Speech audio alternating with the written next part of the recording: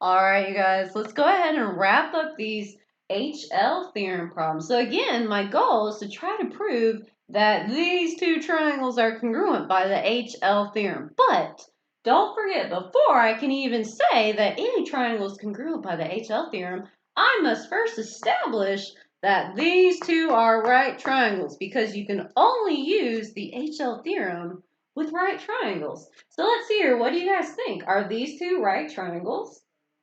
Holy hot dog, yes they are. Okay, so I already know that these two are right triangles, and how I know is because they both contain a right angle. So I'm going to say triangle, sorry, that's a triangle. It's really embarrassing triangle, but it's a triangle.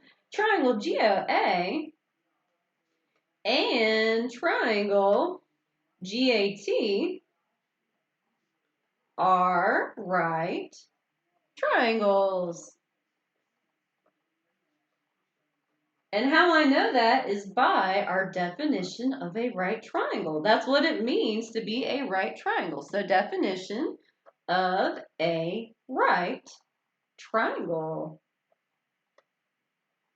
So yes, we already know they're right triangles, so that means we're on the right track to deciding if these two triangles are congruent by the HL theorem.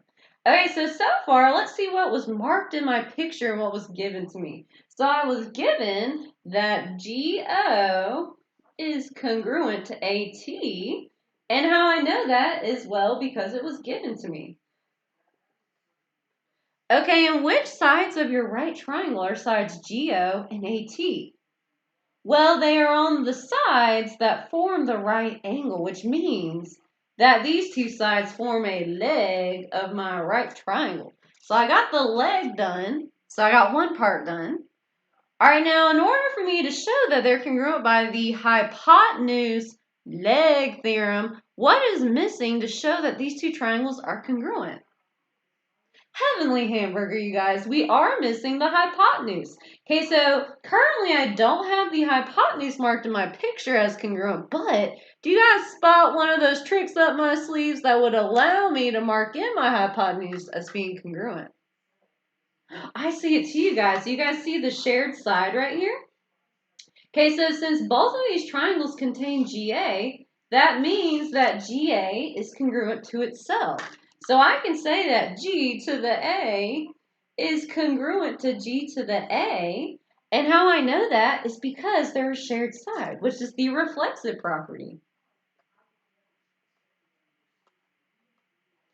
All right, now, which side of the triangle is this side that I marked using the reflexive property? Well, this is the side that is directly across from my right angle, which means I have found the hypotenuse. Yay! Hypotenuse.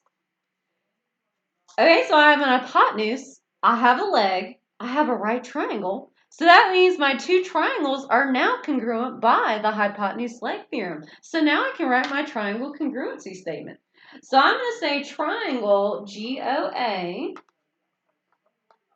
is congruent to triangle. Now don't forget, we got to write this in a very precise way. Okay, because I need to show the corresponding parts that are congruent. Okay, so G, if I trace my triangle, GOA goes from 1 tick mark to 0 tick marks to 2 tick marks. So 1 to 0 to 2. So 1, 0, 2. So I need to make sure I write my triangle with 1 tick mark to 0 tick marks to 2 tick marks. So if I do that, I go from 1 tick mark to 0 to 2. So that would be triangle ATG. And guess what, you guys? We have shown triangles are now congruent by the HL theorem. Awesome job, you guys.